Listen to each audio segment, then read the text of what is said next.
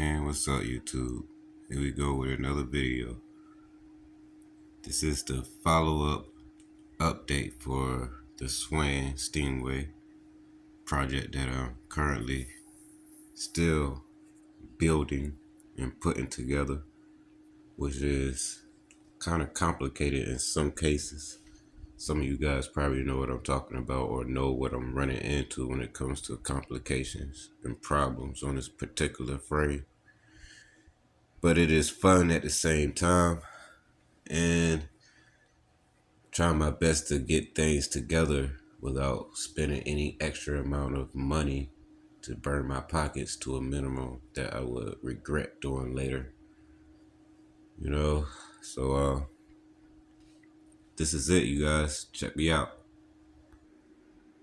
So I came this far, but I'm not done yet. But slowly for surely, I am still on my way to completion.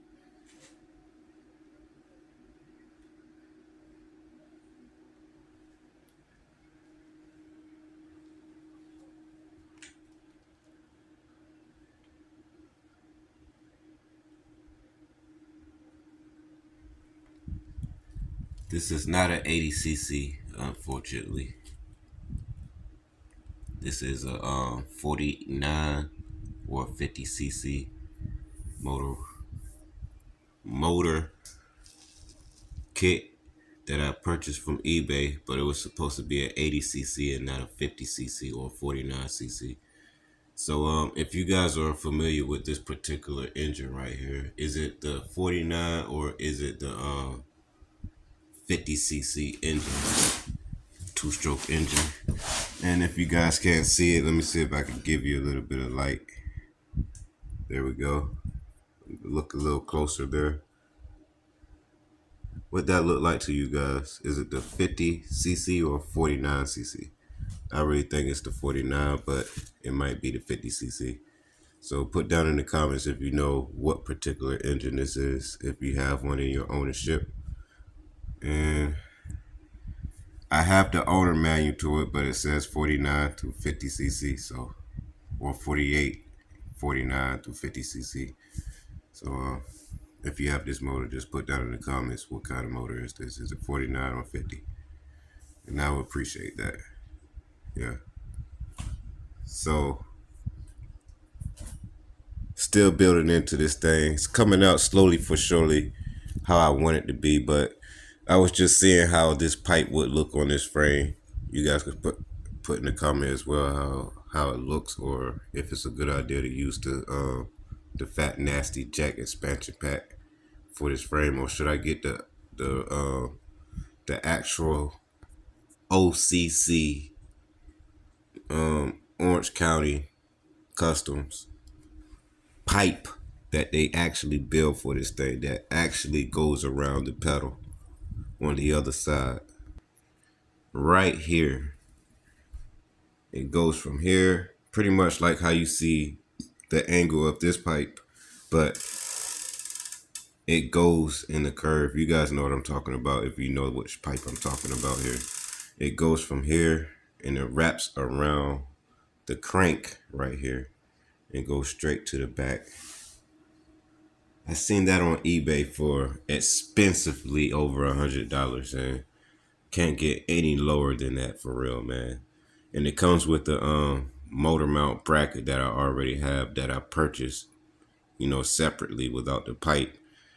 Probably would have been a great idea to get it with the pipe. I'm not sure, but I was just trying my best to save some money in, but I saw that after I purchased the motor mount, and I was like, well, damn, I should have got the motor mount and the muffler that comes together as one piece or as a pair, or great deal. But the greater things you see after you purchase what you thought was, worth buying, you see the greater things after you already spent your money. But, yeah, I'm going to see what's going on later on in the future. I'm going to get that pipe, and as for this one, I'm going to send it off to a friend of mine that works at Jiffy Lube, and he actually knows some skills to, get the wells pretty much back in mint condition where I'm not getting any air leaks, or when I turn the bike off or the motor off, I'm still getting overnight spills because it's oil sitting inside the expansion pack near the bottom. And that can be aggravating. Well, it's aggravating to me because I like for things to stay clean and not leaky. Yeah. So what do you guys think, man? So far, what I'm coming through here, like I said, it's not the 80cc. This is a 50cc two-stroke engine, and it came as the whole kit. As of right now, the chain is too long. It's just on there to be on there. It's not finalized. It's not done yet. I'm gonna take it back off and put it down to length. And as you guys can see, like I had in the last video, it's the 28 tooth or 28 teeth sprocket. This is actually coming back off. I was actually just seeing how it looks inside the frame of the actual bike. Is it going to be too close to the fork or anything? Is it going to rub or anything? You know, like this is my first time pretty much building this particular project with this frame, and I wasn't sure if the chain wasn't going to line up with the engine and all that, you know, etc., etc. But being though that I needed to get the motor mount, I thought it still need to be a little offset for the engine to match the sprocket. But it came out fine, came out just fine. So other than that, man, I think I might need to adjust the fender a little bit, but I still think it's gonna come out fine. I still got room to move it over right here, a little slot there. So I push it over by loosening that, push the fender over a little bit, and then should have some room for the chain to rotate freely. I call that glitches, or got to get the bugs out. The things the minor things that are in the way. You fix that later on. But yeah, so I got this far so far, and taking the 28 sprocket off, and I'm gonna exchange it with the 36 sprocket, and then I'm gonna go ahead and take the master link off and lift it down to the right size and go from there. And this is how I currently have my tensioner bracket set up, and you guys could put down in the comments if it's going to work out fine, or if I better not do it this way before I get the motor running or anything like that. But I think it's going to come out okay like this, as you guys can see. But like I said, the chain is too long right now. It's not going to line up or anything like that. It's not going to look right as of right now. But when I get the right sprocket in here, that's when I'm going to detach the chain from the motor and get it down to the right size. So stay tuned for the follow-up video on that, you guys. Hit that like button and the subscribe button if you're not subscribed yet, right here on Open Mind Entertainment. I love being open with you guys, and I hope my videos are entertaining for you guys, throughout the day. If you on lunch break, if you just need something to watch real quick for a couple minutes, 10 minutes to 20 minutes to a half an hour, maybe an hour, I'm right here for you guys, building into the motorized bicycles and so on in the future, man. I'm happy for you guys to be watching, so I appreciate that, you guys. So yeah, running into some problems with the carburetor air filter. Excuse me, but it's too close on the frame here. So can you guys put down in the comment as well if there's a shorter intake adapter, or what you call this thing here? Is there a shorter one that I can exchange this one out for, and maybe I can get enough room to get this carburetor in properly where I can use the air filter? But if not, I'm not too worried about that. I know it'll still run without the air filter, but I'm the type of motorized bicycle rider out here, out of all other motorized bicycle riders, I love to use my air filter, so I don't like nothing going into my carburetor and then getting clogged up or jammed into one of my jets because I didn't have the air filter on. You know, you might get a little bit more top end speed or a little bit acceleration, but in reality, man, it's going to work, but it's going to bring faster wear and tear on your carburetor and or possibly your engine. So for the guys out there that's using your motorized bicycles with no air filter box, more power to you, but I just don't want to do it that way. I'm gonna use the air filter. I don't mind poking more holes in to my air filter box, but as of right now, I'm sticking with the air filter. So this is having a hard time getting inside the bike itself, but I'm not worried because I know I can get a hose to offset it. Or if there's an actual part out there I can purchase that's going to eliminate the length of this intake adapter to be a little bit shorter than what it is. And then maybe I can get it in there. I'm not sure. But you guys could also tell me down in the comments if I got anything wrong the way I have this motor attached to this frame, causing it to be like this. Because I could see in some of you guys' videos out there, you don't have this trouble. You're not going through this. You got everything inside the bike, but it might be the diameters or the width of the frame. You know what I mean? I'm not sure. I don't know, but I'm gonna figure this out. I've been figuring everything else out, so. But I got everything on pause right now as far as working on this frame. I just thought I should put this video out there and how I got everything the way it is.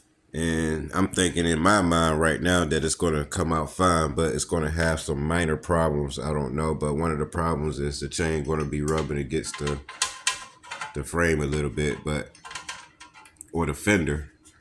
But that's not a major worry because I can adjust that. I could either cut some of this off and be just fine with that, or I can unloosen this screw right here and move it over some, and it might just be just far enough where it don't meet up with the chain at all.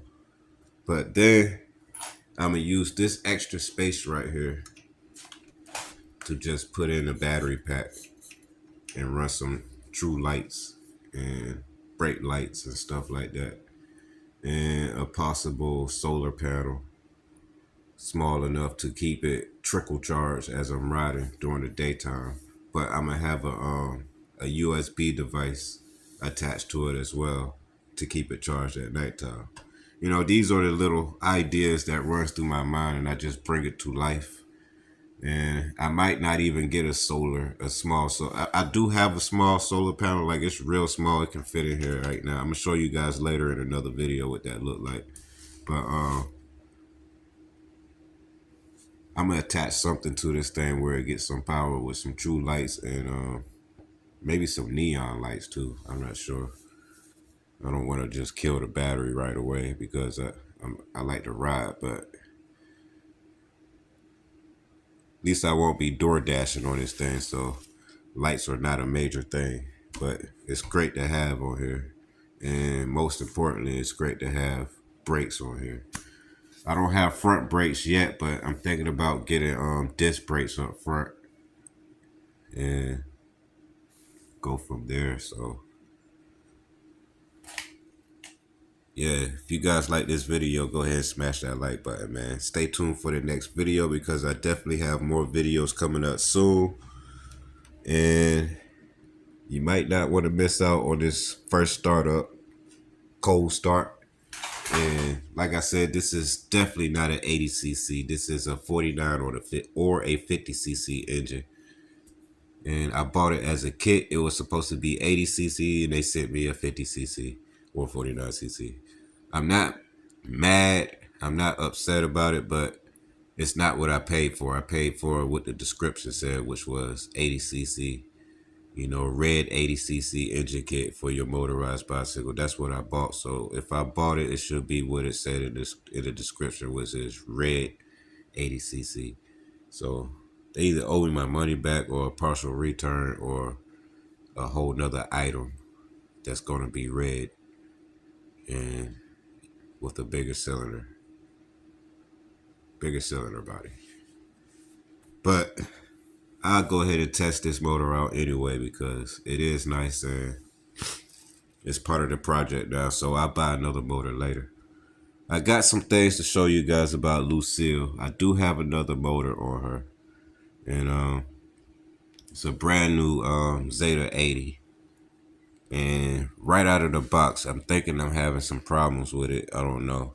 I think it wants to blow up. I'm not sure, but I would definitely show you guys what I mean. I'm going to try and show you guys what I mean because the bike have to be in rotation.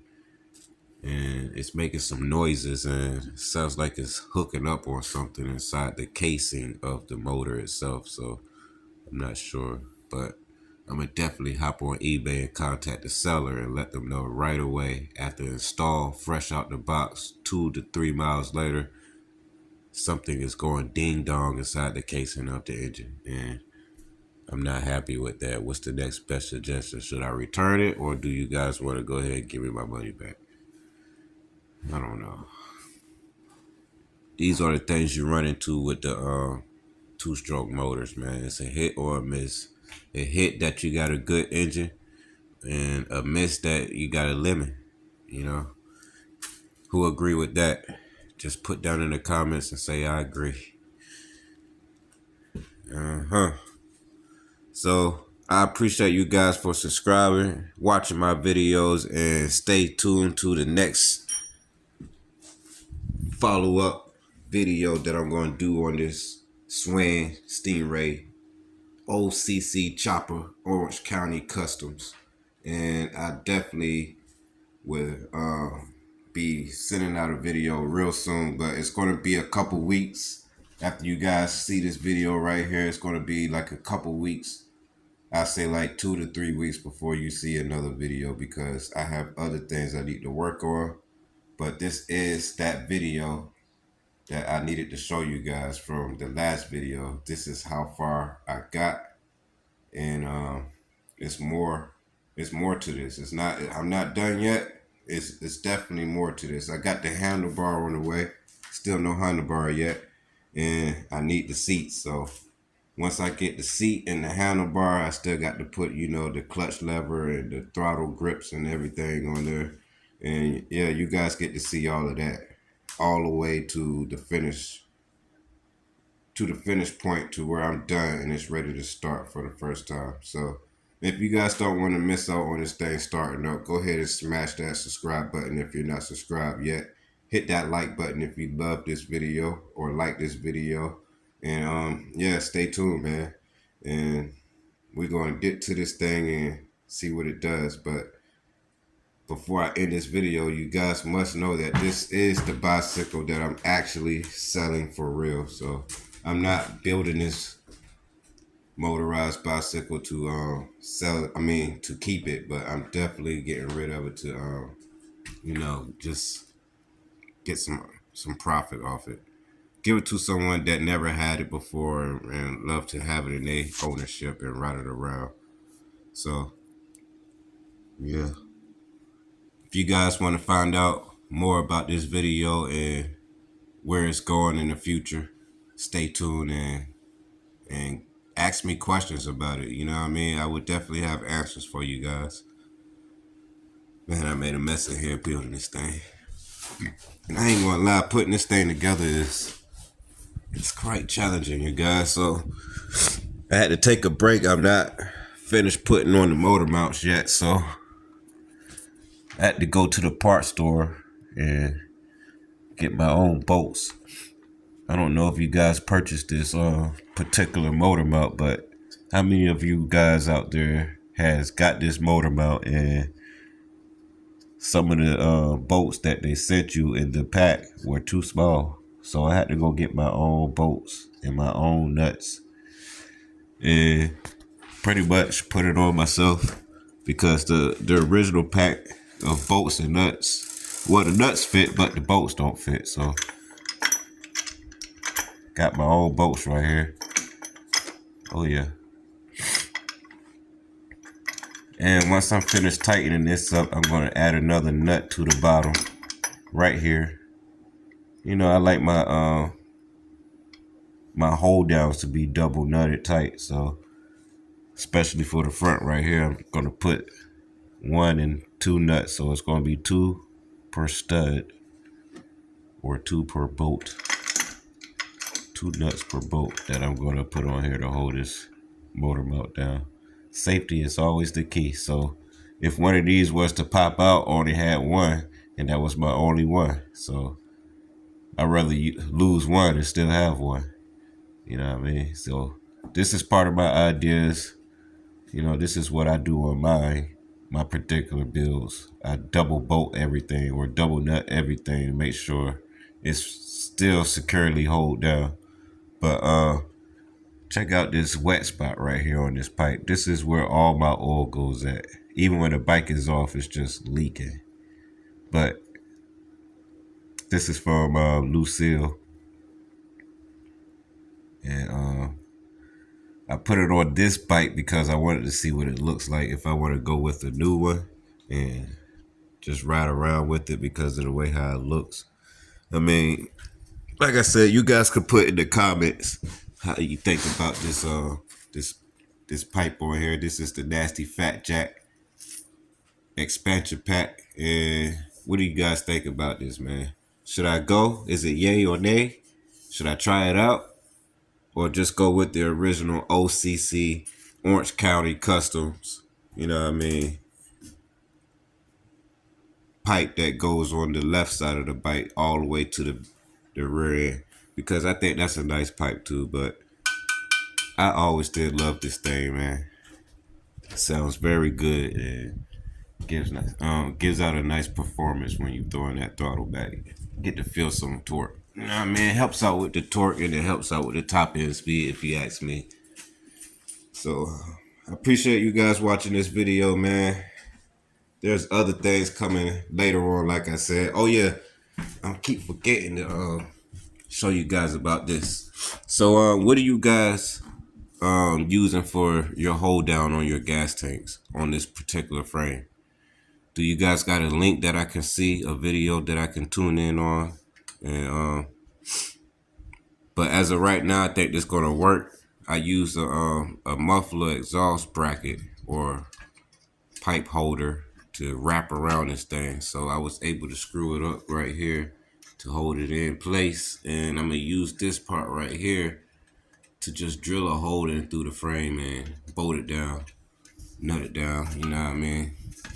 Make sure that it's in there real tight, and the tank should be real sturdy and tight, so it won't go nowhere. But like I said, man, if I can't figure it out from the get-go when I'm looking at it, I'm gonna put my mind to it and just, you know, make it work. And this is me right here making it work. Let me show you the other side.